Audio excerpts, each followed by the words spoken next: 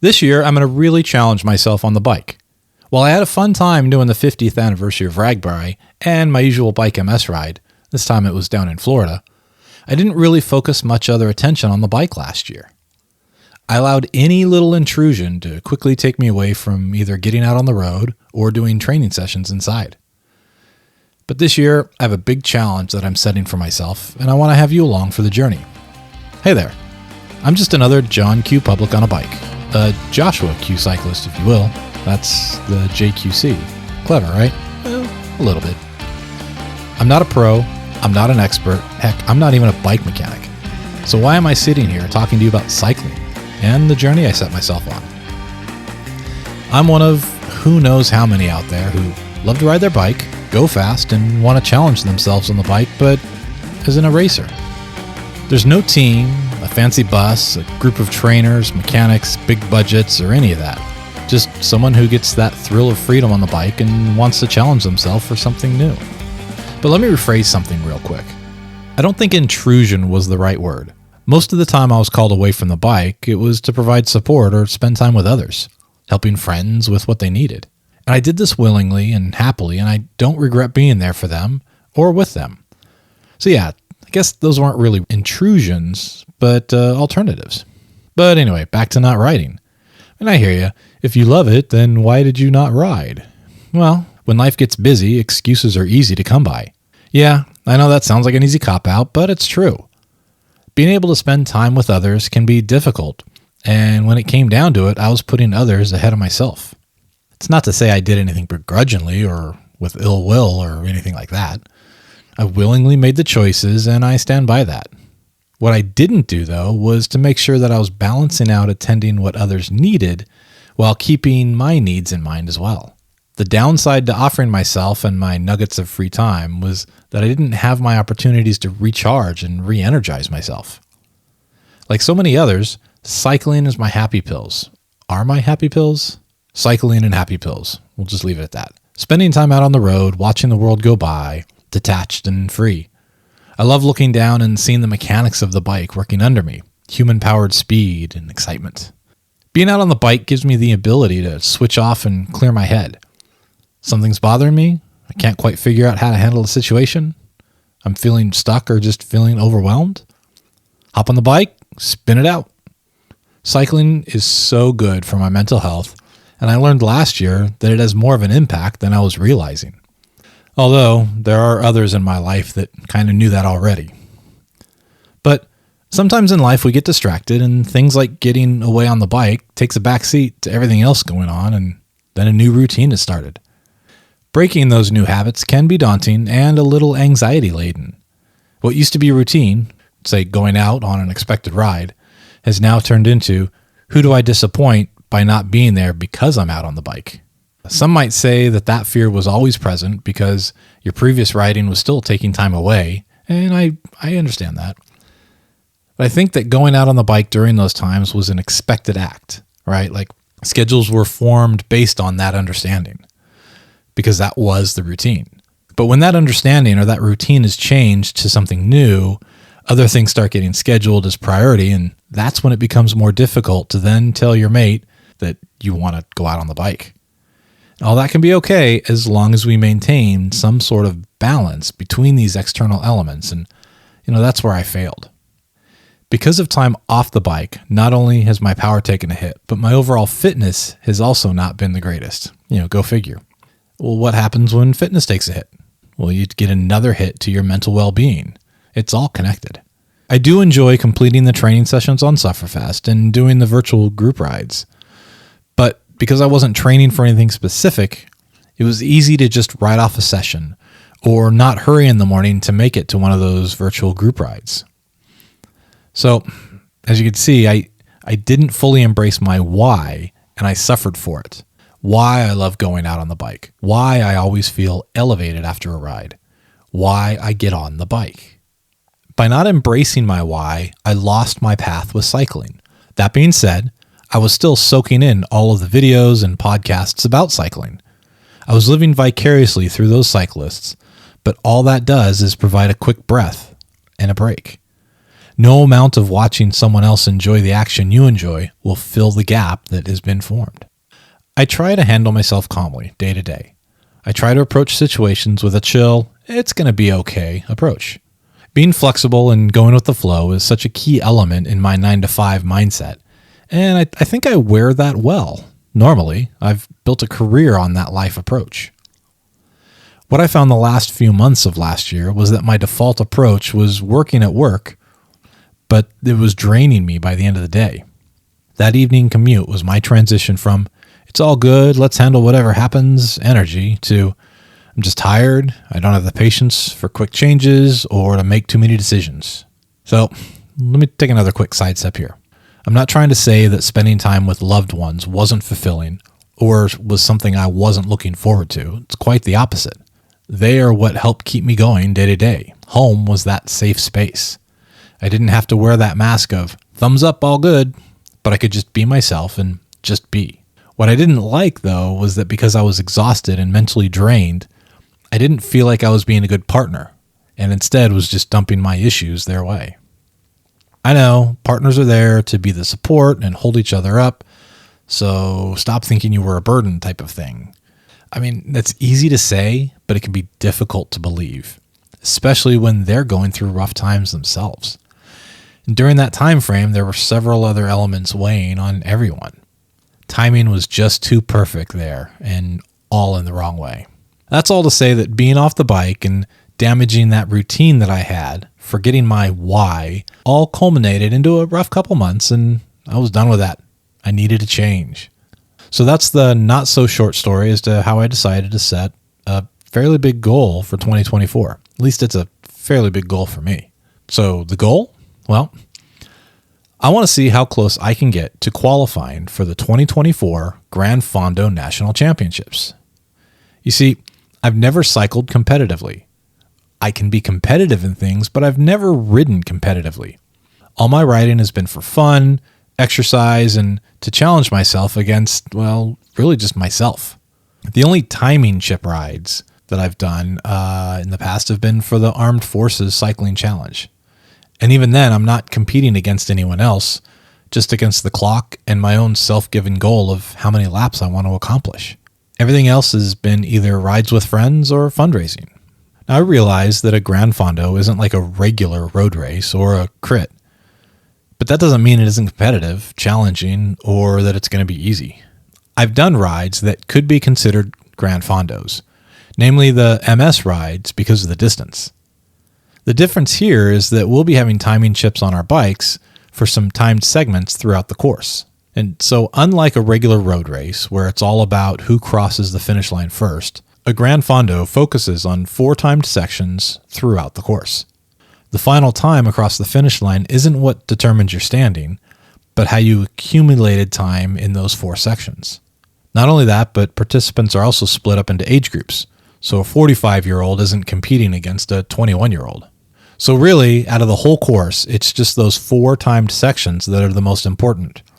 All the areas in between are great for you to be able to catch your breath, recovery, take a little longer rest at one of the feed stations, and, enjoy the day. There will be some people who are doing the ride not for the competition, but because they like doing large participation, organized rides. It's an opportunity to hit the road with a few hundred of your closest cycling friends and have a bigger presence out on the road, which makes it a little safer to be out on the bike on the road. For those who are working towards the end of the series challenge, which is the Gran Fondo National Championship in the fall, these fondos are the stepping stone to earning a qualification spot at that start line. So what does qualification look like? Well, to qualify for the national champs, one needs to A, either be a top 25% finisher in your age group in a grand route, which is about 100 miles, at any series event based on the number of starters in that age group, or be a top 3 finisher in your age group category in a grand route at any series event, regardless of the number of starters. Yeah, there's a third way to qualify in the real world, but that one isn't centered on finishing within a certain placement, and so I'm not going to use that as a metric. The third way is to complete 2 or more grand route events at series events. So my goal isn't to try and be in the top 3 at any of these events, but to see how I can start from 0 experience in competitive events to seeing how far up the chain I can get. I'm just trying to be realistic in my goal setting. My plan is to ride 2 or 3 fondos in the National Series, preferably 3 if I can swing it. The first one I'm aiming for is in March, the Florida Gran Fondo. The course last year was 101.8 miles and about 3,100 feet of climbing. So I'm anticipating something very similar, if not the same course this year. I think this will be the easiest of the courses, but only in the climbing department. I pretty much expect the time segments to be extra fast on the flatter areas. Because I'm not a strong climber, I think this will be a good introduction to the whole competitive aspect of a fondo. I've done centuries in the past for Bike MS, but that's always been at my own pace the entire way. We roll off the start line, and when people finish, they finish. No timing chip, no racing, just a great day out on the bike, raising money and awareness. So to try the competitive side of things is going to be a big shift for me. And if I had to do that while also climbing 9,000 feet, that'd be a bit much for a newbie. This first fondo I ride in will be kind of a systems check and baseline setting for the rest of the year. I fully expect not to do that great in it because it's something new. It's not that I have a defeatist attitude, but when was the last time you tried something new and was amazing at it? This is how I'll learn what I need to improve on and where I need to focus better on my training. With not having an extensive backlog of training, I know that the ride will be a struggle, but like I said, it's a good systems check to highlight the deficits of training, pacing, nutrition, the whole 9 yards. This year, what we're doing is we're looking for growth and forward momentum in the process. Once I have that under my belt, I'll then look at the next one to do that I've penciled in on the calendar. And that one is going to be in April, and that's where the climbing is going to start getting really tough. The Tour of Georgia Gran Fondo. That's about 90 miles and almost 9,000 feet of climbing. And truth be told, I'm not fully committed to this ride yet.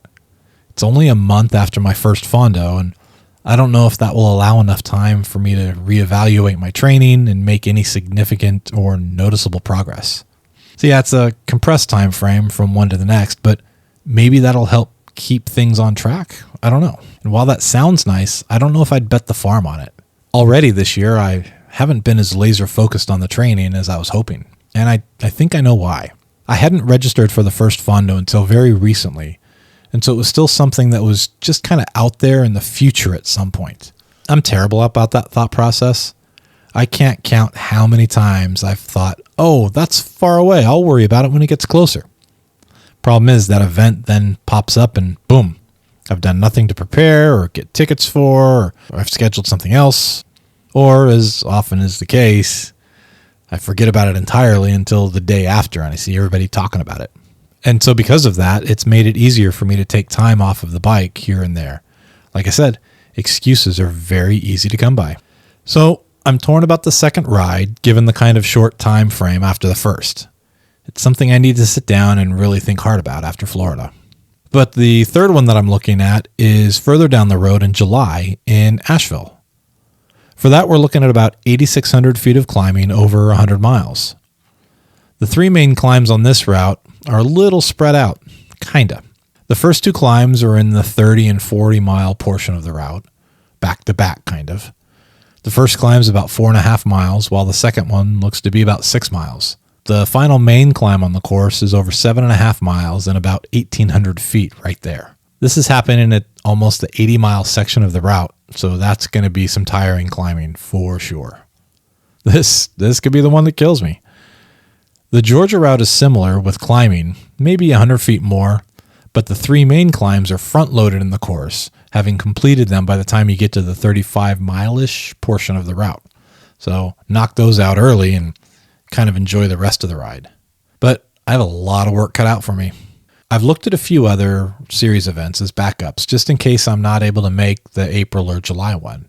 You know, there's work travel, life conflicts, things get in the way. Whether I need to lean on those others kind of remains to be seen, but, we'll see. I'm hoping I can stick with these 3 because it's easier to plan out calendars for personal and work this far out. I mean, I still need to work out where I'm going to do my Bike MS ride and keeping dates open to ride in the Armed Forces Cycling Challenge. So keeping a focus on these 3 rides as the targets will help with the logistics of all the other things. Earlier, I said ways to qualify in the real world. Well, in January and February, through Zwift, the Gran Fondo National Series hosted several e-fondos. Instead of timed segments for qualification, a points segment was established for the participating riders. Top points finishers in the various age groups would then qualify for the Gran Fondo National Champs in Maryland. There was also if you ride in 4 e-fondos, you would also qualify. But again, just like with the doing 3, that I didn't want to lean on that. Timing and other obligations meant that I was only able to ride in 3 of the e-fondos that were available. So I missed out on that 4th qualifying one. I'm okay with that, because if I had done 4, then my journey for the year would have kind of been over, and I didn't want that. I mean, yeah, I would have still aimed for the on-the-road attempt, but who's to say that my mental approach wouldn't take a hit because, well, I've already qualified. I'm good to go, so there's no stress. And if there's no stress, there's no push, then I probably wouldn't stick with it as hard. But there you have it. That's my cycling goal for 2024. I definitely have my work cut out for me. I need to get in more training. I need to get better at pacing, drinking more on the bike, eating more on the bike, and everything else in between. Along the way, I'll be setting up a training plan, examining my bike fit, the equipment I use, my nutrition, both on and off the bike, pacing, like I said earlier, because when I start these rides, I go out hard and strong because it's exciting and I'm riding with people, but then the wall hits, and I don't want that to happen if I haven't completed all the timed sections. So I got to worry about the pacing. And, I could use a little bit of weight loss. So I hope that by documenting and sharing my journey here at these cafe stops and with other shorter videos on YouTube, I'm giving myself a little extra accountability and that little extra kick of motivation when I need it.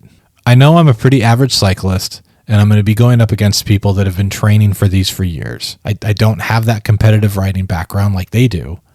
So it's going to be difficult, but I'm looking forward to that path ahead. It's been a path that's been a long time coming. I don't know if this next step in my cycling evolution was to be expected or will surprise people. I didn't ever think that this is what I would be doing on a bike when I was growing up. But you know what? That background's going to have to wait until the next episode. So thanks for joining me on this cafe stop and listening. Let's continue this soon.